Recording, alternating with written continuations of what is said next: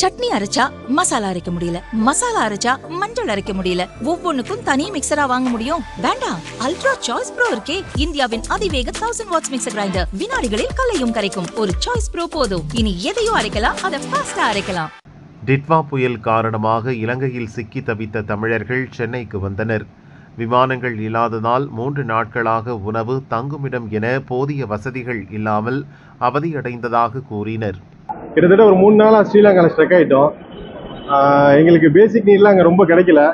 எப்போ நம்ம நியூஸ் சேனலில் போட்டு அதுக்கப்புறம் எம்பசி மூலியமாக தான் எங்களுக்கு எல்லாமே கிடச்சிச்சு. கிட்டத்தட்ட ஒரு 3 நாள் ஆச்சு இன்னையோட. ரொம்ப கஷ்டப்பட்டோம். சாதாரணமாக கிடைக்கிறது கூட எங்களுக்கு கிடைக்கல. ஏன்னா க்ரௌடு வேறு. அவங்களுக்கு ஏற்கனவே தெரியும் நாங்கள் ஸ்ட்ரக் ஆகி நிற்கிறோன்னு. அதுக்கப்புறமும் ஸ்ரீலங்கா ஏர்லைன்ஸ் வந்து மிடில் ஈஸ்ட்லேருந்து திரும்ப ஆண்களை கூட்டிகிட்டு வந்து ஃப்ளைட்டை கேன்சல் பண்ணாமல் எல்லாரையுமே ஸ்ரீலங்கா ஏர்போர்ட்டில் இறக்கிட்டாங்க. அதனால தான் க்ரௌட் அதிகமாச்சு. அந்த பிரச்சனையால தான் அங்கே ரொம்ப கூட்டமானதுனால நாங்கள் கிட்டத்தட்ட ஒரு 3 நாளாக வெளியே வர முடியாமல் இருந்தோம். இன்றைக்கி எல்லாம் கொஞ்சம் கொஞ்சமாக வந்துட்டோம். இது வரைக்கும் எங்களுக்கு ஸ்ரீலங்கா ஏர்லைன்ஸ்லேருந்து எந்த ரெஸ்பான்ஸ் இல்லை. நாங்கள் தனியாக இண்டிகோ ஃப்ளைட்டை புக் பண்ணிவிட்டு திரும்ப இன்னொரு டிக்கெட் எங்கள் சைட்லேருந்து எடுத்து சென்னை வந்து இறங்கியிருக்கோம் நல்லபடியாக. நாங்கள்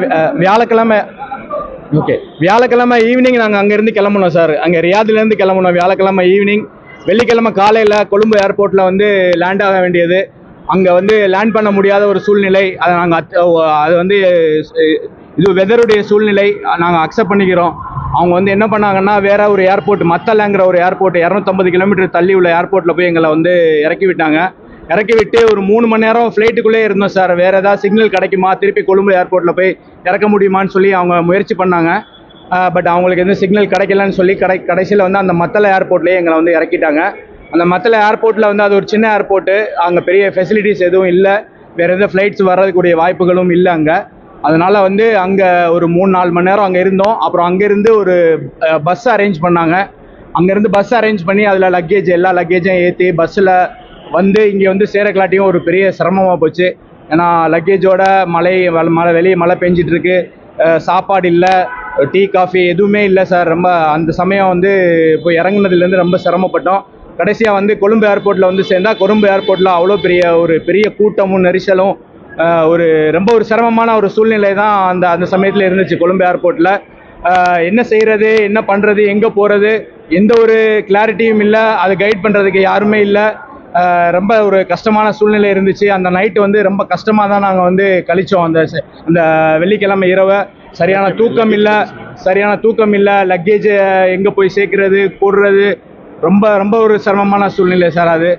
அதை தாண்டி அடுத்து சனிக்கிழமை ஃபுல்லாகவே வந்து நாங்கள் அடுத்த ஃப்ளைட் எங்களுக்கு எப்போ கிடைக்கும், அடுத்து எங்கே என்ன கிடைக்கும் அப்படிங்கிற ஒரு இதுலேயே வந்து ஒரு மன உளைச்சல்லையே வந்து காலு கையெல்லாம் வலிச்சு ரொம்ப சிரமப்பட்டோம் சார். அங்கே சரியான சாப்பாடு அந்த சமயத்தில் கிடைக்கல.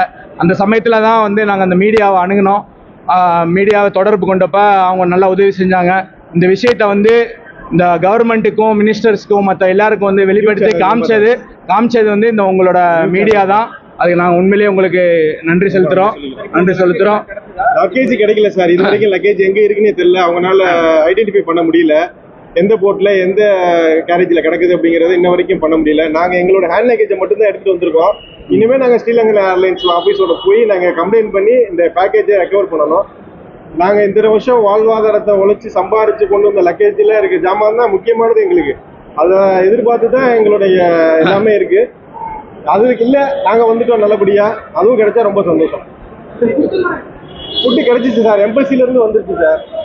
அதுக்கப்புறம் அந்த நியூஸ் சேனலில் பப்ளிஷ் ஆனதுக்கப்புறம் எங்களுக்கு எல்லாமே ப்ராப்பராக கிடைக்க ஆரம்பிச்சிச்சு. தண்ணிலாம் நம்ம எம்பசிலேருந்து கொடுக்க ஆரம்பிச்சோம். சனிக்கிழமை மதியானத்துக்கு அப்புறம் வந்து எம்பசி ஒன்ஸ் இந்த மீடியா ஹைலைட் பண்ணதுக்கப்புறம் மினிஸ்டர் நாசர் வந்து எங்களை தொடர்பு கொண்டு பேசினாங்க. அவங்க வந்து அங்கே கொழும்புல உள்ள எம்பசியில் வந்து தெரியப்படுத்தினாங்க. அதுக்கப்புறம் அங்கேருந்து அஃபீஷியல்ஸ் வந்தாங்க, தண்ணி கொடுத்தாங்க, சாப்பாடுலாம் கொண்டு வந்தாங்க. அவங்க இப்போ ஸ்ரீலங்கா ஏர்லைன்ஸோட அஃபீஷியல்ஸை வந்து அவங்கள வந்து துரிதப்படுத்த சொல்லி இது பண்ணாங்க. அதுக்கப்புறம் பேசிக் ஃபெசிலிட்டிஸ் வந்து கிடைக்க ஆரம்பிச்சிருச்சு சார். பட் இருந்தாலும் கொஞ்சம் சிரமங்கள், எப்போ போகிறது, ஊருக்கு போய் சேர்றதுங்கிற அந்த ஒரு குழப்பம் வந்து ரொம்ப இதாக இருந்துச்சு. ரொம்ப இருக்க வந்து இடம் இல்லாமல் ஏர்போர்ட்டில் வந்து தரையில் தான் சார் படுத்தோம். தரையில் தான் வந்து உட்காந்துருந்தோம். இது எங்களுடைய சூழ்நிலையாக இருந்துச்சு. இதை விட கை குழந்தைங்களை வச்சுருந்தவங்களுக்குலாம் ரொம்ப பெரிய கஷ்டம் சார். அவங்களுக்கு குழந்தைக்கு பால் கொடுக்கறது கூட இது ரொம்ப சிரமமாக இருந்துச்சு. வயசானவங்களுக்குலாம் சரியான ஒரு உட்கார்றதுக்கு கூட சரியான ஒரு இடம் இல்லாமல் ரொம்ப கஷ்டப்பட்டாங்க சார். இப்போ வந்து அதுக்கப்புறம் இந்தியன் அஃபீஷியல்ஸ் வந்து எல்லாம் இது பண்ணி ஞாயிற்றுக்கிழமை காலையில் வந்து ரெஸ்கியூ ஃப்ளைட் அரேஞ்ச் பண்ணி திருவனந்தபுரத்துக்கு 2-3 ஃப்ளைட் வந்து ரெண்டு ஃப்ளைட்டு கூட்டிகிட்டு போயிருக்காங்க. பாம்பேக்கு ஒரு ஃப்ளைட்டு வந்து கூட்டிகிட்டு போயிருக்காங்க. ஆனால் சென்னைக்கு வந்து ஒரு ரெஸ்கியூ ஃப்ளைட் அரேஞ்ச் பண்ணலங்கிறது ஒரு பெரிய ஒரு கேள்விக்குறி சார். ஏன்னே தெரியல உண்மையிலேயே. ஏன்னா இருந்த பேசஞ்சர்ஸில் அதிகமானவங்க 150 பேருக்கு மேலே 200 பேருக்கு மேலே சென்னையில் உள்ளவங்க தான் இருந்தாங்க. பட் அப்படி இருந்தும் சென்னைக்கு ஒரு ரெஸ்கியூ ஃப்ளைட் அரேஞ்ச் பண்ணல. அது என்ன எனக்கு தெரியல, இன்ன வரையும் தெரியல. ஓகே சார், நாங்கள் இப்போ விட்டா போகுதுன்னு சொல்லிட்டு நாங்கள் கொழும்பு ஏர்போர்ட்லேருந்து ஓடி வந்துட்டோம். நாங்களே ஒரு ஃப்ளைட்டை புக் பண்ணி வந்துட்டோம். எங்கள்கிட்ட இப்போ ஹேண்ட் லக்கேஜோடு வந்துட்டோம். அடுத்த லக்கேஜ் எங்களுக்கு எப்போ வரும்னு தெரியல. நாங்கள் அதையும் வந்தால் எங்களுக்கு சந்தோஷம் சார். ஆனால் இனிமேலிருந்து நாங்கள் ஸ்ரீலங்கன் ஏர்போர்ட்டுக்கோ ஸ்ரீலங்காக்கோ நாங்கள் போகிறதா எங்களுக்கு சுத்தமாக முடிவே இல்லை சார். இனிமேல் அந்த பக்கமே போக மாட்டோம் சார். அவங்களோட இது ரொம்ப ஒஸ்ட்டாக இருந்துச்சு சார்.